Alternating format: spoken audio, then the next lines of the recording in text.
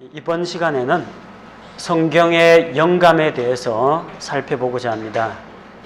영감이란 무엇인가? 사전적인 정의를 내리자면 어떤 창조적인 일의 계기가 되는 기발한 착상이나 자극을 가리켜서 영감이라고 부릅니다. 그래서 핸델은 영감을 받아서 메시아를 작곡했다, 그렇게 이야기하기도 하고, 천재란 99%의 노력과 1%의 영감으로 이루어진다, 이런 말이 있습니다. 그러나 성경에서 정의하는 영감은 머릿속으로 어떤 기발하고 번뜩이는 아이디어를 받은 것을 영감이라고 하지 않고 하나님께서 숨을 내주셨다라는 뜻입니다.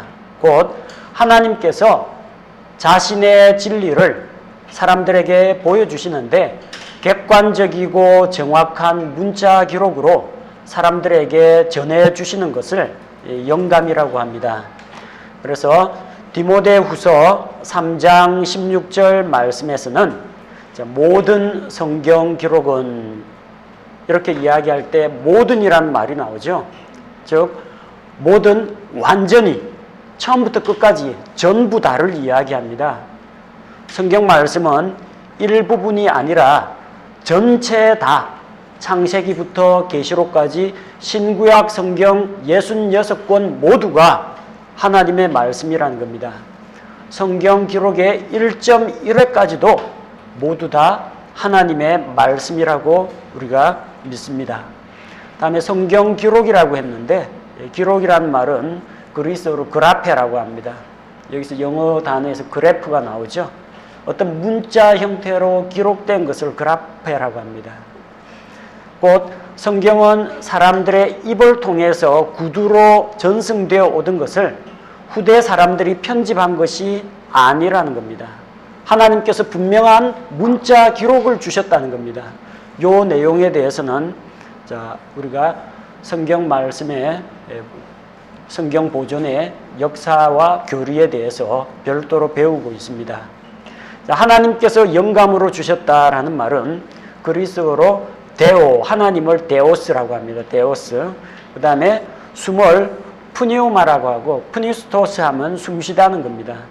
하나님께서 숨을 내쉬셨다는 겁니다. 직접 말을 하면서 입 앞에 손을 대면 숨과 함께 말이 나옵니다. 곧 이 말씀은, 성경 기록은 하나님의 숨결이 그대로 담겨 있는 말씀이라는 겁니다. 숨을 불어넣다, 숨을 내쉬다. 어떤 차이가 있느냐? 죽어 있는 것에 생명을 불어넣는 것을 숨을 불어넣다라고 합니다. 창세기 2장 7절에 흙으로 사람을 만드시고 그 콧구멍에 생명의 숨을 불어넣으셨다. 이때 에스겔 37장 5절에서 마른 뼈들이 가득한 골짜기에서 생명의 숨들이 그 뼈 속에 들어가서, 생기가 그 속에 들어가서 그들이 살아있는 하나님의 군대가 되는 모습이 기록되어 있죠. 죽어 있는 것에 생명을 불어넣다, 그때 숨을 불어넣다라고 합니다. 성경은 본래는 사람의 작품인데 거기에 하나님이 생명을 불어넣으셨다, 이런 주장은 옳지 않습니다. 성경은 하나님의 입에서 나올 때부터 진리요 생명을 담고 있습니다.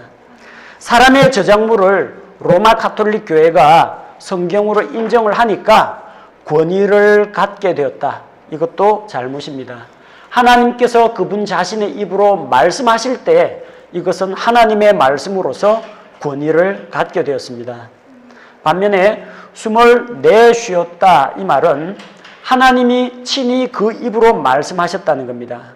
마태복음 4장 4절에서 사람이 빵으로만 살 것이 아니요 하나님의 입에서 나오는 모든 말씀으로, 하나님의 입에서 나오는 모든 말씀, 이게 바로 성경의 영감을 이야기합니다. 욥기 23장 12절에서 욥은 그런 고백을 하죠. 내가 음식보다도, 매일매일 먹는 음식보다도 그분의 입술의 말씀을 더 사모한다고 했습니다. 하나님의 입에서 나오는 말씀, 이게 바로 영감으로 주신 말씀이라는 겁니다. 하나님이 어떤 사람들에게 아이디어만 반짝 줘가지고 그 다음은 너가 알아서 기록하라. 그런 것이 아니라 하나님께서 친히 성경에 들어가는 모든 말씀들을 그분께서 주셨다는 겁니다. 자, 주신 것으로 하나님의 영감으로 주신 것, 곧 성경을 우리에게 주셨는데 무엇을 주셨느냐? 하나님께서 영감을 통해서 주신 것은 성경 기록자가 아니라 성경 기록을 주셨습니다. 영감 받은 것은 성경 기록자가 영감 받은 것이 아니라는 겁니다. 성경 기록이 영감을 받은 것입니다. 하나님께서는 죄 많고 부패하고 오류투성이인 사람들을, 성경 기록자를 우리에게 영감으로 주신 것이 아니라 흠없는 자신의 진리의 말씀을 영감을 통해서 주셨습니다. 또 하나님께서 최초에 그분의 입으로 말씀을 주실 때에는 구약은 히브리어와 아람어로, 신약은 그리스어로 주셨습니다. 하나님께서 최초로 주신 말씀, 곧 영감으로 주신 말씀은 히브리어, 그리스어로 되어 있습니다. 하나님께서 영어를 가지고 성경 기록자 바울에게, 모세에게 영어로 말씀을 주지 않았습니다. 영어는 어디서 나왔느냐? 히브리어, 그리스어에서 성경 번역자들이 영어라는 언어로 그것을 번역한 것입니다. 그래서 영어 성경은 영감을 받아서 번역이 된 것이 아니라 번역 과정을 통해서 다른 언어로 옮겨진 것이라는 겁니다. 왜 성경 기록을 주셨습니까? 디모데후서 3장 16절 말씀과 같이 교리와 책망과 바로잡음과 의로 교육하기에 유익하기 때문에 주셨고, 이것을 통해서 하나님의 사람을 완전하게 만들고 또 그 사람을 하나님의 일을 위해서 준비되고 갖춰지고 무장되도록 하기 위해서 주셨다는 것입니다. 베드로후서 1장 20절 21절에는 베드로가 예수님에 대한 그 성경 기록들을 이야기하면서 예수님에 대한 이야기는 우리가 지어낸 이야기가 아니다. 우리는 주님의 영광을 직접 보고 하나님의 음성을 직접 들었다. 그분께서 변화산에서 변화되실 때에 하늘로부터 소리가 나서 이는 내 사랑하는 아들이요 내가 그를 크게 기뻐한다라는 말씀을 들었다는 겁니다. 그러나 들려온 그 말씀, 그런 놀라운 체험보다도 더 확실한 것은 대언의 말씀이 더 확실하다고 했습니다. 하늘에서 들려온 소리보다도 하나님께서 주신 대언자들을 통해서 주신 성경 기록이 더 확실하다는 겁니다. 성경 기록의 대언이라고 했는데 이 성경 기록의 대언은 기록된 대언의 말씀, 대언자들이 기록한 말씀을 이야기합니다. 자, 그래서 이 모든 성경 기록의 대언들은 사적인 해석에서 난 것이 아니라고 했습니다. 사람의 뜻으로 난 것이 아니라고 했습니다. 성경은 개인의 주관이나 사람의 의견에서 나온 것이 아니라 하나님의 거룩한 사람들이 성령님께서 그들을 움직이시는 대로 말한 것이라고 합니다. 하나님의 거룩한 사람들은 성경 기록자를 말합니다. 거룩하다는 말이 그들이 도덕적으로 완벽하고 흠이 없는 사람이다, 그런 의미는 아닙니다. 모세는 혈기가 넘쳤고 실수를 저지르기도 했습니다. 하지만 모세 오경을 기록했습니다. 다윗은 어땠습니까? 살인을 하고 간음을 하고 그랬지만 하나님께서 그를 성경 기록자로 삼으셨습니다. 거룩이란 말은 구별하다라는 말입니다. 하나님의 사역을 위해서 특별히 구별한 자들을 하나님께 세우시고 그들을 통해서 성경을 기록하게 하셨습니다. 하나님의 거룩한 사람들은 성령님께서 움직이시는 대로 말했다고 했습니다. 자, 여기서 움직이다라는 단어가 그리스어로는 페로라고 합니다. 페로. 이 단어는 무엇을 나르다 혹은 무엇에 의해서 움직이다, 그런 의미를 담고 있습니다. 이거하고 똑같은 단어가 어디에 기록이 되어 있느냐? 성령께서 움직이시는 대로, 이 단어와 똑같은 단어가 사도행전 27장 15절에 나옵니다.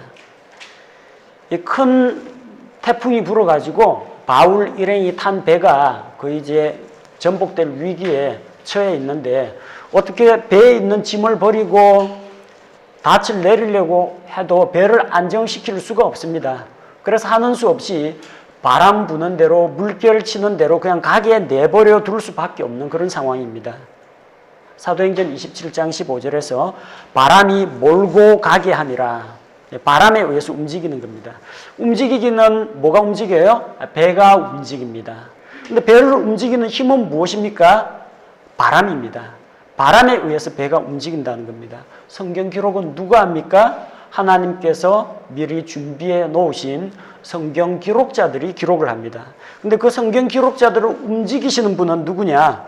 성령님이시라는 겁니다. 성령님의 능력과 목표와 그분의 뜻에 따라서 성경 기록이 주도되었다는 겁니다.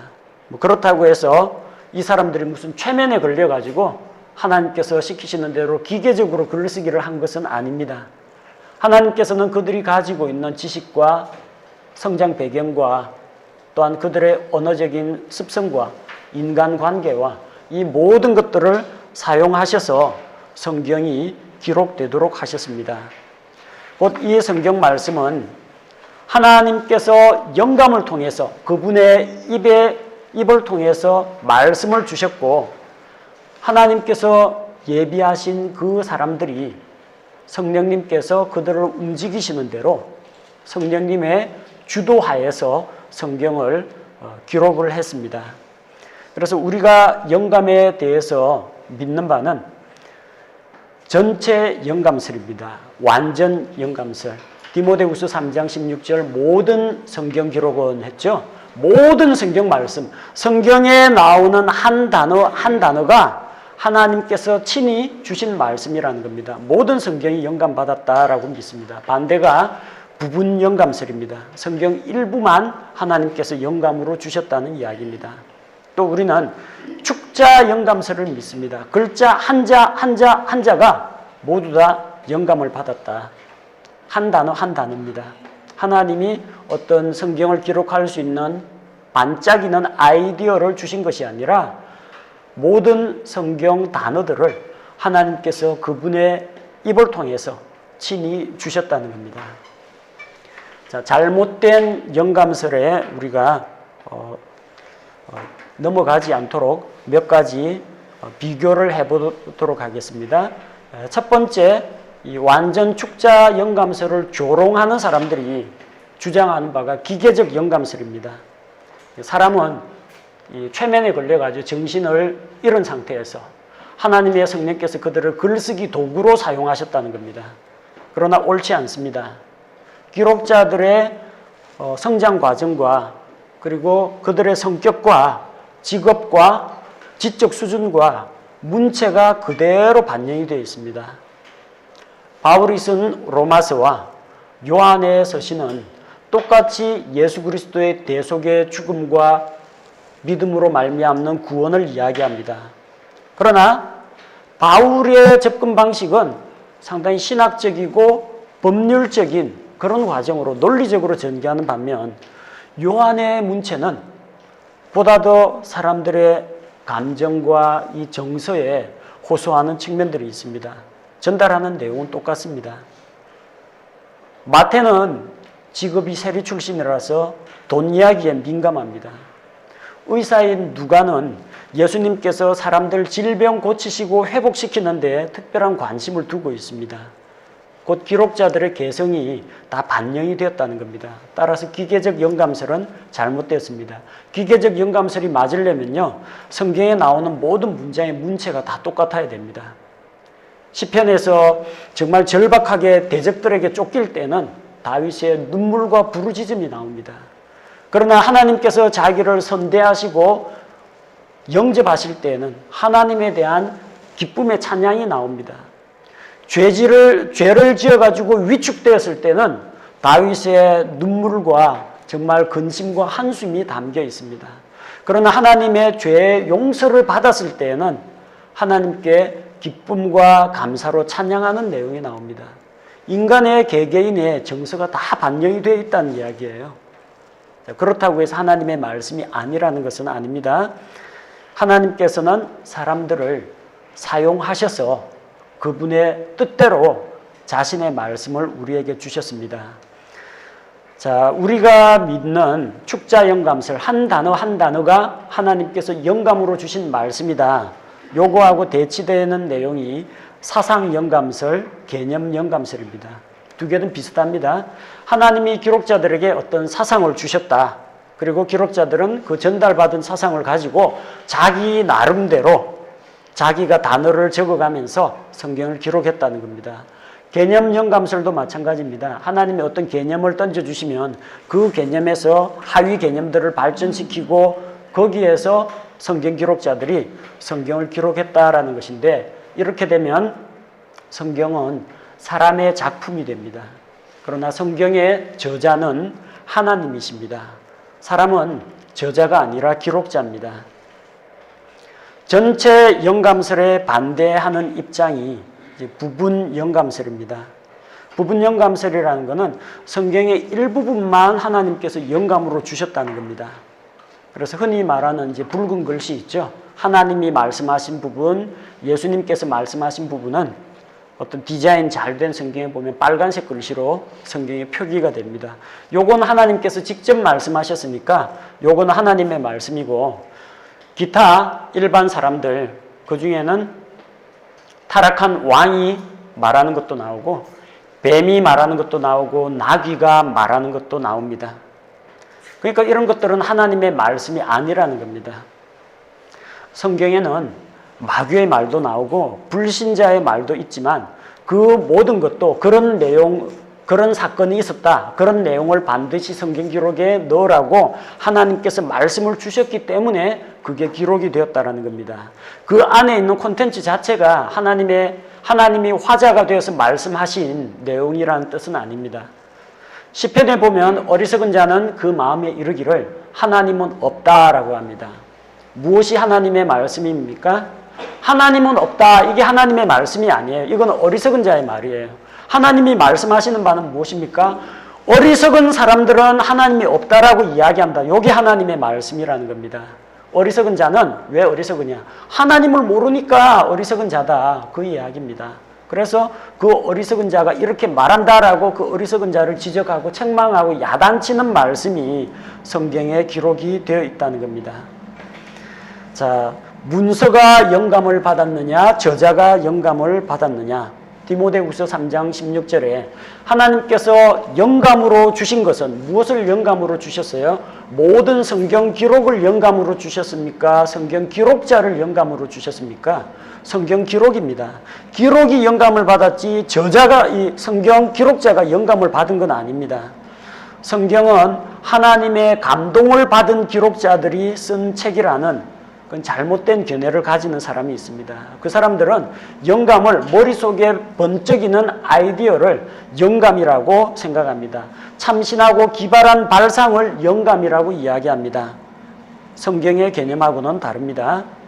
하나님께서 기록자에게 영감을 주셨느냐? 성경 기록을 영감으로 주셨느냐? 뭘 보면 알 수 있어요?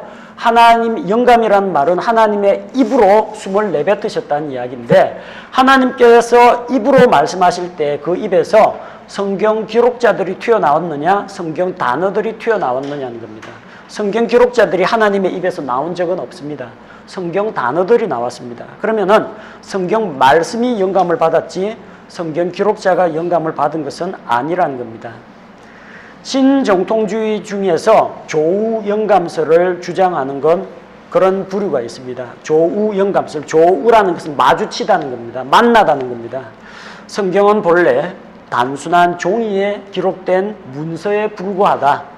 그러나 내가 그 말씀을 깊이 연구해가지고 그때 그 당시에 기록자의 그 절절한 심정을 내가 깨달았다. 예수님께서 그 말씀하신 그 취지를 내가 깨달았다. 기록된 말씀이 내게 다가와서 나에게 깨달아질 때 이 깨달아진 말씀이 하나님의 말씀이 된다는 그런 주장을 하는 사람들이 있습니다. 이걸 조우 영감설이라고 합니다. 대표적인 데가 레마 선교회. 레마선교의 이명범 이런 사람은 이 말씀은 선포되어진 말씀, 들으라 이스라엘아 이렇게 선포된 말씀이 아니라 그 말씀이 내 마음에 들어와서 내가 깨달아서 알게 된 그 말씀이 진짜 하나님의 말씀이라고 합니다. 곧 성경 말씀은 주관이라는 이야기예요. 개개인에 따라 해석하는 것도 다르고 어떤 때는 이 구절이 나한테 와닿지 않았는데 어느 날 아침에 읽어보니까 내 마음을 콕콕 찌르면서 나한테 감동을 줬다. 그러면 이게 책에 기록되어 있는 객관적인 문서는 하나님의 말씀이 아니고 내가 그걸 읽고 깨달아서 받아들였을 때 비로소 하나님의 말씀이 된다는 거예요. 곧 객관적으로 존재하는 권위 있는 하나님의 말씀을 인정하지 않는 그런 인본주의적인 발상이 들어가 있습니다. 또 이중 영감설 이것도 잘못되었습니다. 킹 제임스 성경을 너무너무 사모하다 보니까 이 권위를 좀 올려야 되겠다. 근데 이게 원본 성경에 비해서 조금 더 부족함이 없다. 아니 원본보다 더 낫다. 이걸 이야기하려고 하니까 막히는 부분이 있어요. 최초에 잡힐 원본은 하나님께서 친히 그 입에서 주신 말씀인데 이거는 사본을 거쳐가지고 그것도 원어에서 영어로 번역되었다. 자, 그래서 그들은 무엇을 주장하느냐? 하나님이 최초의 성경 기록자들에게도 영감을 주셨고 모세나 바울이나 요한에게도 영감을 주셨고 킹 제임스 성경의 번역자들에게도 영감을 주셨다라는 겁니다. 그래서 킹 제임스 성경이 유일한 성경이다 이렇게 주장을 하지만 킹 제임스 성경의 번역자들이 영감을 받았다라는 그런 이야기는 성경 어디에도 없고 킹 제임스 성경을 번역한 번역자들의 킹 제임스 성경 서문에도 그런 내용은 안 나옵니다. 우리는 옛날 이전 역본들을 그리고 우리가 구할 수 있는 모든 사본들을 다 갖다 놓고 면밀히 검토하고 참고하고 연구해가지고 번역했다고 하지 우리는 영감을 받았기 때문에 사본이고 다른 번역본이고 필요 없고 펜하고 종이만 있으면 성령님이 불러주셔가지고 착 이렇게 번역을 했다 이런 기록은 안 나옵니다. 그들은 이것은 번역본이지 영감을 통해서 주어진 것이 아니라는 겁니다. 이 이중영감설을 주장하는 사람들은 하나님이 최초에도 영감을 주셨고 킹 제임스 성경이 번역될 때도 영감을 주었기 때문에 킹 제임스 성경은 이전의 계시보다 더 많은 것을 함유하고 있는 점진적 계시, 더 나은 계시라는 겁니다. 그래서 원어 성경에는 이 내용이 빠져 있는데 킹 제임스 성경에는 이게 들어가 있다. 그래서 원어에 부족한 것을 킹 제임스가 보충을 한다. 자, 그렇게 주장을 합니다. 더 나아가서 킹 제임스 성경이 원어 성경보다 더 우월하기 때문에 이 킹 제임스 성경의 영어를 가지고 히브리어 그리스어 성경을 교정을 볼 수 있다라고 이야기합니다. 그러나 이렇게 되면 킹 제임스 성경 번역자들이 번역 잘못했다는 이야기입니다. 번역본이 가치가 있는 것은 원본 그대로 번역해야 가치가 있습니다. 원본에서 뭔가를 빠뜨렸다. 불량한 번역본입니다. 원본에 없는 내용을 킹 제임스 성경에 누가 집어넣었다? 번역 잘못했다는 이야기입니다. 킹 제임스 성경은 원본과 같이 그대로 번역했기 때문에 가치가 있는 것이 원본에 없는 것이 더해졌거나 원본에 있던 것들이 누락이 된 것이 아니라는 것입니다.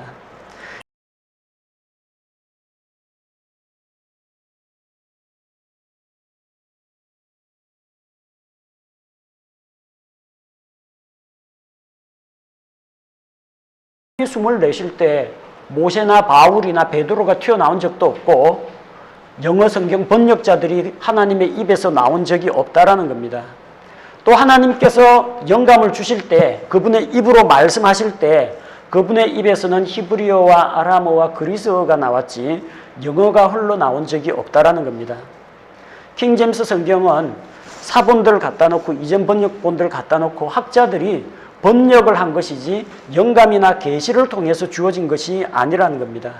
다만 킹 제임스 성경은 최초에 하나님께서 영감으로 주시고 또 보존하신 그 말씀이 정확하게 빠짐없이 번역된 말씀이라는 겁니다. 그래서 성경의 영감에 대해서 우리가 믿어야 할 사항은 이것입니다. 모든 성경 기록은 하나님께서 친히 그분의 입으로 한 단어 한 단어를 성경 기록자들에게 주셨다. 우리는 이런 성경의 영감론을 믿습니다.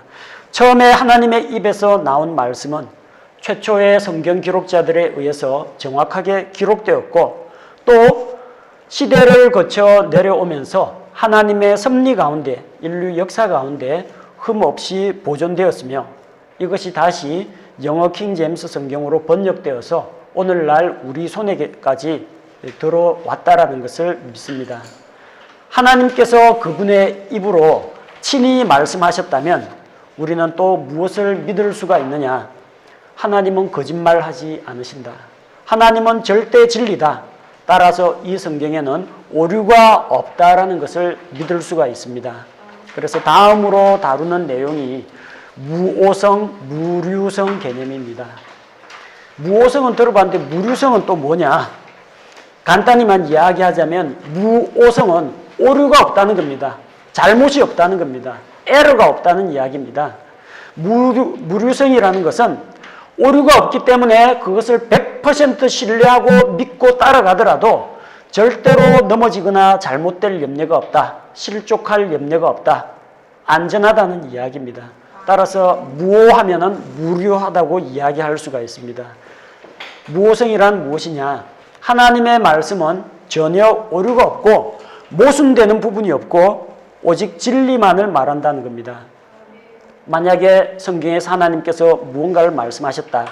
그게 사람의 죄와 구원에 관한 것은 물론이고 하나님이 수학에서 원주율이 3.14 이야기하시면 3.14가 진리입니다. 하나님이 물리학에서 핵분열, 핵융합 일어난다 하면 그게 진리입니다. 숫자에 0이 있고 영원이 있다. 하나님이 말씀하면 그게 진리입니다.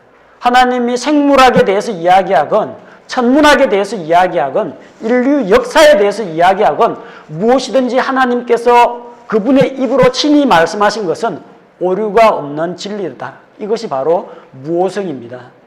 무오성의 근거는 무엇이냐? 하나님은 진실한 하나님, 진리의 하나님이신데 이 하나님께서 자신의 입을 통해서 친히 주신 말씀이기 때문에 성경은 오류가 없다는 겁니다. 무오성은 하나님께서 그분의 입의 말씀을 통해서 직접 주신 최초의 자필 원본에 해당합니다. 그러나 그 자필 원본을 위해서 하나님께서 자필 원본에만 진리를 담아두신 것이 아닙니다. 하나님의 관심은 자필 원본이 아니라 사본과 번역본과 수많은 사람들의 손에 들어가게 될 그 성경 하나하나에 하나님께서 관심을 갖고 계시기 때문에 영감으로 주신 자신의 진리가 이후 사본들에 흠없이 보존되도록 하나님께서 사본들을 보존을 하시고 또한 성령님의 도우심을 힘입어서 번역한 충실하게 번역된 번역본에도 오류가 없는 하나님의 말씀이 우리는 그대로 남아있다라고 믿고 있습니다. 성경은 오류가 없습니다. 성경이 구원의 진리 이외에 과학적인 사실을 이야기한다 하더라도 성경은 진리입니다.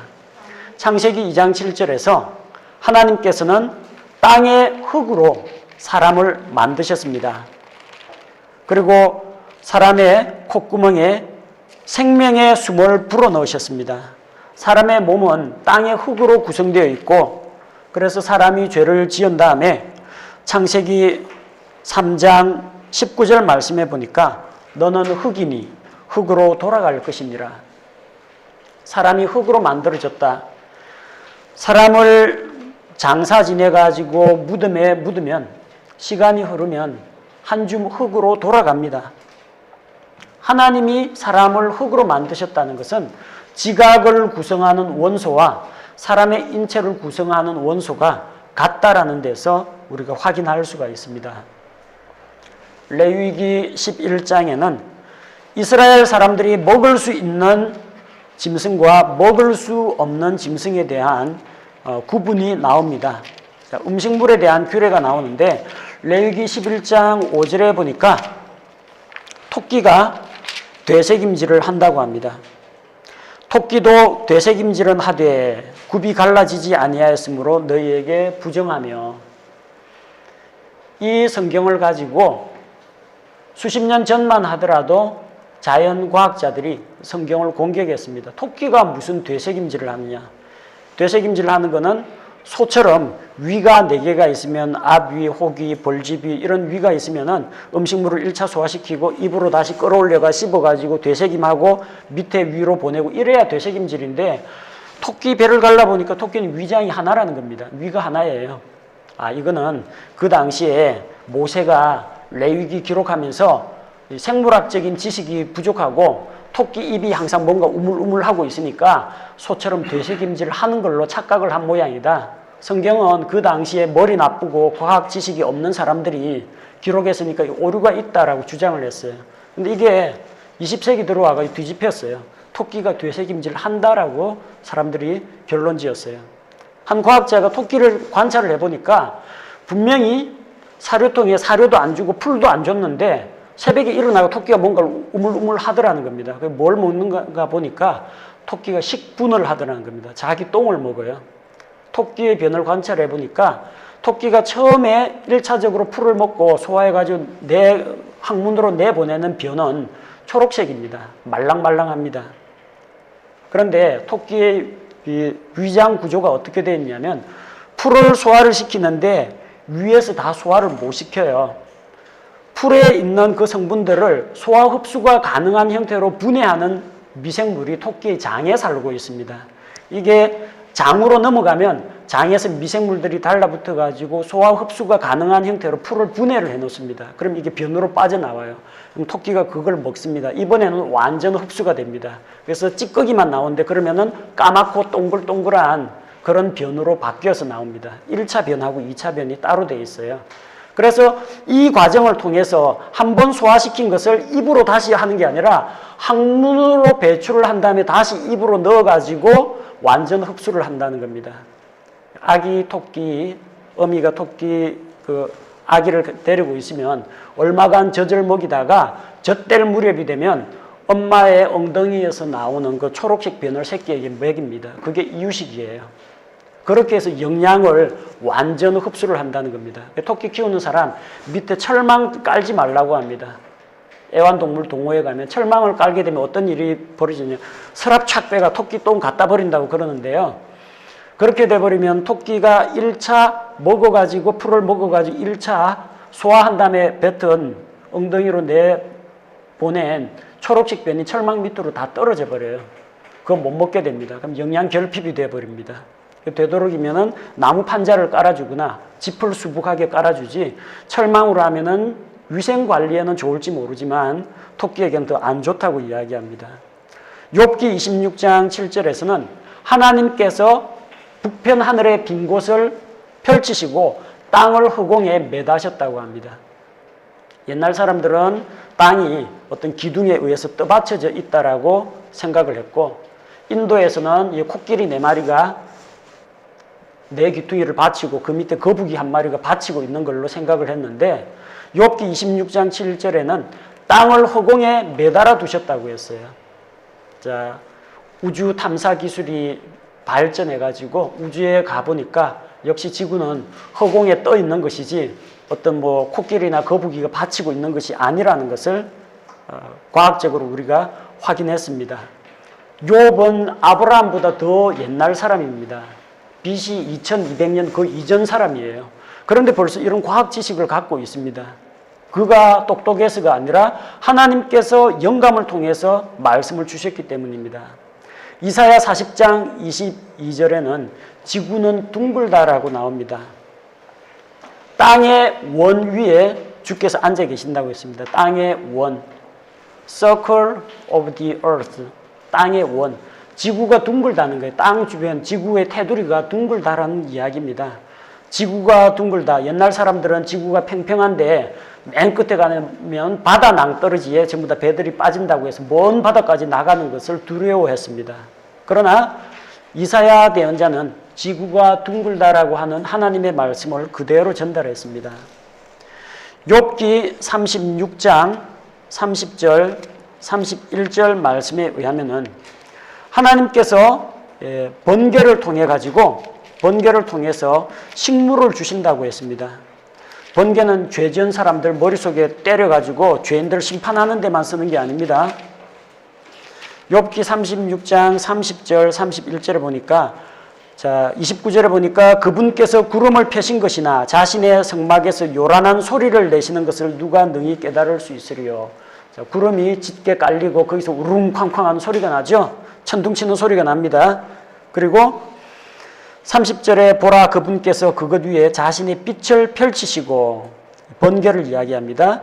31절 그것들로 그분께서 백성들을 심판하시며 구약 성경에 보면은 그 뇌전을 통해 가지고 번개가 치고 이러면서 백성들에게 하나님의 위엄을 나타내시고 대적들을 물리치시는 것이 나옵니다. 백성들을 심판하는 데서도 쓰고 먹을 것을 풍성히 주시느니라. 번개가 먹을 것을 준다는 겁니다. 최근에 밝혀진 사실입니다. 식물이 열매를 맺는데 반드시 필요한 영양소 3대 비료가 있어요.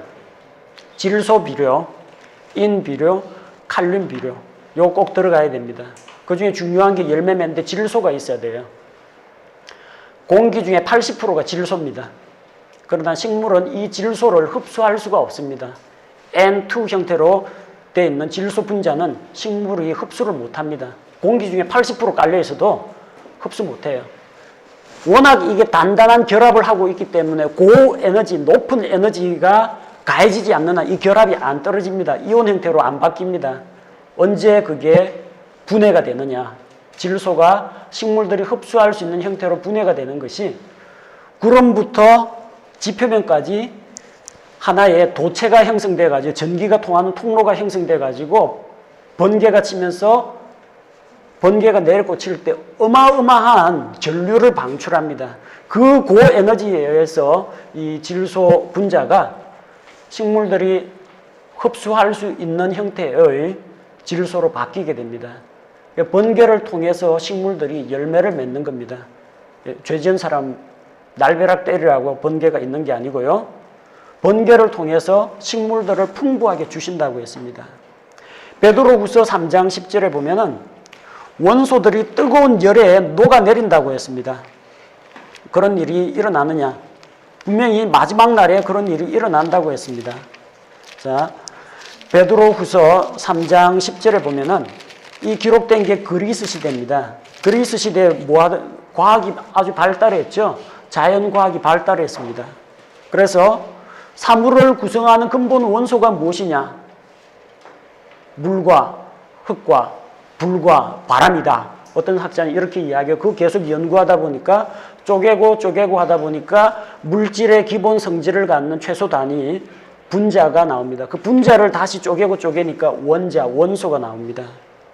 베드로후서 3장 10절에 보니까 그러나 주의 날이 밤에 도둑같이 오리니 그날에는 하늘들이 큰 소리와 함께 사라지고 원소들이 뜨거운 열에 녹으며 땅과 그 안에 있는 일들도 불태워지리라. 이 원소들이라고 나오죠. 개혁성경에 체질이라고 나옵니다. 체질이 뜨거운 불에 풀어지고 체질이란 이거 체질하는 거 말고요. 체질, 물체 체자에다가 사물, 몸체자에다가 본질을 이야기하는 질입니다. 사물의 근본, 영어 성경 엘리먼트, 원소입니다. 그리스 사람들이 이거 안 믿었어요. 물질을 구성하는 최소 단위가 원자, 원소인데 이게 어떻게 녹아지고 뭐 소멸되고 융합되고 그게 일어나느냐? 일어납니다. 핵분열, 핵융합 반응이 일어나면 고에너지를 넣으면요. 원자폭탄도 되고 원자력 발전소도 돌아갑니다. 원소들이 뜨거운 불에 고열에 의해서 녹아내린다는 겁니다. 마지막 날 그런 일들이 일어납니다. 다니엘 11장 4절에 보면은 다니엘은 바벨론 왕국에 의해서 잡혀갔습니다. 바벨론 망하고 나중에 메디아, 페르시아가 등장했는데 그때까지 총리 대신 하고 있었어요. 근데 그 뒤를 잇는 나라가 그리스입니다. 그래서 바벨론, 메데, 페르시아, 그리스, 로마 이런 순으로 되는데 다니엘 11장 4절에 보니까 하나님께서 대언의 말씀으로 주신 겁니다. 그가 일어날 때 그의 왕국이 깨져서 하늘의 네 바람을 향하여 나뉠 터이나 그것이 그의 후손에게 돌아가지 아니하며 그가 다스리던 통치 권세대로 되지도 아니하리라. 그의 왕국은 뿌리째 뽑혀서 그들이 아닌 다른 사람들에게 돌아가리라. 이런 말씀이 나옵니다. 이 내용은 다니엘 8장에 나오는 순양과 순념소 환상에 대한 이야기입니다. 순양하고 순염소가 있는데 순염소가 순양을 쓰러뜨립니다. 그런데 이 순염소가 강성할 때 큰 뿔이 하나가 납니다. 그런데 큰 뿔이 꺾이고 나니까 작은 뿔 4개가 하늘의 사방을 향해서 납니다. 그 내용에 대한 해석이 다니엘 8장 21절에 나옵니다. 거친 순염소는 그리스의 왕이며 다니엘이 이 대언을 받을 때는 이 대언의 말씀을 받을 때는 그리스라는 나라가 지구상에 존재하지도 않았습니다. 근데 이름을 벌써 그리스라고 기록을 했어요.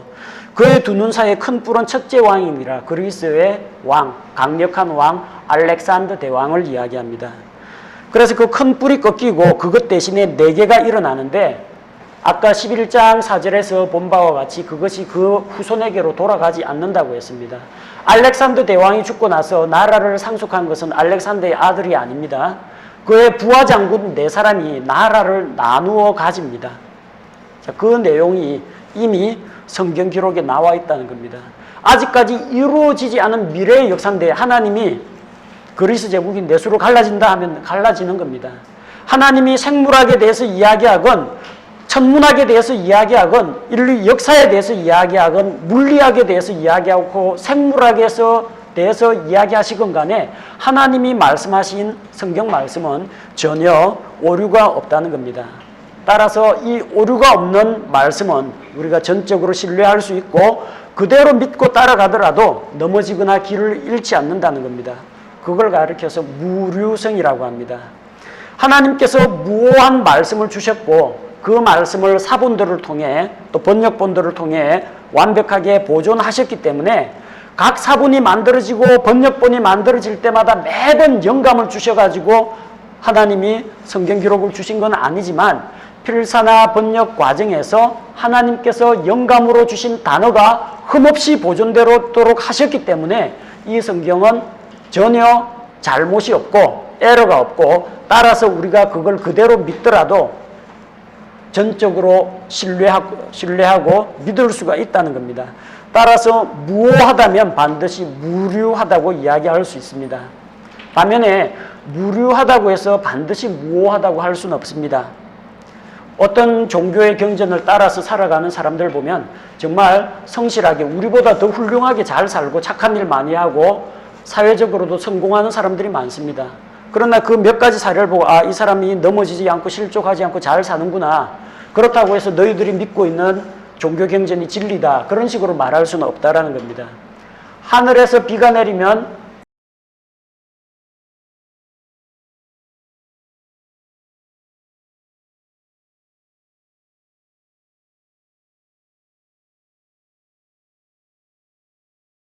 도 있습니다. 그래서 무오하다면 반드시 무류합니다. 그러나 우리 눈으로 관측하기에 몇 개의 사례에서 뭐 어떤 결점이 없이 사람들이 믿고 신뢰하고 잘 따라가고 잘 산다고 해서 그게 그들이 가지고 있는 지식이나 교리나 성경이 오류가 없다라고 이야기할 수는 없는 것입니다. 성경은 이 두 가지가 다 포함됩니다. 성경은 하나님께서 영감으로 주셨기 때문에 무오하고 또한 동시에 무류합니다. 두 개를 구분할 필요 없이 그냥 하나로 합쳐도 됩니다. 무오류라고 이야기하셔도 됩니다. 최초의 자필 원본은 절대 무오한 말씀이고 또 그것이 그 무오한 말씀 단어들이 사본을 통해서 전수가 되었고 영어 킹제임스 성경에 그대로 담겨 있기 때문에 우리는 오늘날 오류가 없는 확실한 하나님의 말씀을 가지고 있다고 믿을 수가 있습니다. 따라서 우리가 이 진리의 말씀 위에 오류가 없는 말씀 위에 우리 믿음의 기초를 세울 때 우리는 넘어질 염려가 없다고 확신합니다.